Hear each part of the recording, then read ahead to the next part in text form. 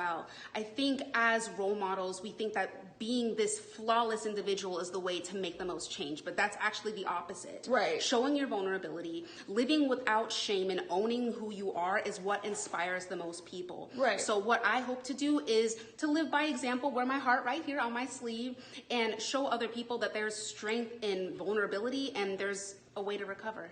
Now, when it comes to society Yes. also affects body positivity as well. Yes, it does. So are there any goals in regards to challenging the norms when it comes to magazines, when it comes to television, when it comes to radio, in regards to how media is advocating how women should see themselves? Yes, and I'm glad this is a perfect segue into the Miss Black USA organization, because Okay. it's not just any other pageant. It's not a beauty pageant. It is a scholarship pageant, which gives opportunities to women ages from 13 to 45. So it's a very wide range. Oh, so wow. first of all, challenging the ageism of allowing women who are more mature in pageantry, I think, or also in the beauty field, Okay. is the first way that we can help. I think the second way is the model for the Miss Black USA organization, which is celebrating the beauty intelligence of women, regardless of shape, size, or texture of hair. So we have women with dreads competing, women with no hair competing, and they're Right, fabulous. right. And women from all walks of life. And I think having that representation as well, of showing that beauty does not look only one kind of way, but Yes. many, many different ways. It is a spectrum. Right. Having that representation too is also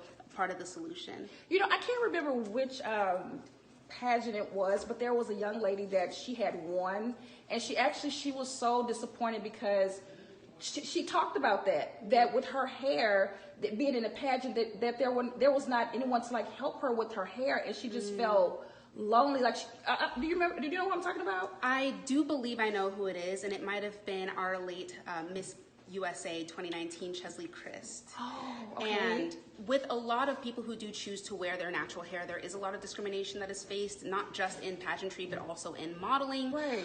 But again, when it comes to the Miss Black USA organization, which I proudly represent, for us, being able to come as you are, you Okay. can switch your hair up from one day to another day. I remember very distinctly, there was one young girl who came in. One day she had an afro, the next day she had like a 40-inch sew-in. Right. And you know, to be in a place where you're not going to be judged for that. Right. You're not going to be asked the questions of, oh, you changed your hair. Right. You're with people who get it. And I think creating those safe spaces where you can come fully as you are and change and be every part of you and still be welcomed, I think is such a huge asset that I found in this organization, and I'm very proud to represent them. Okay. Now, before you go, what inspiration would you give for young girls, African American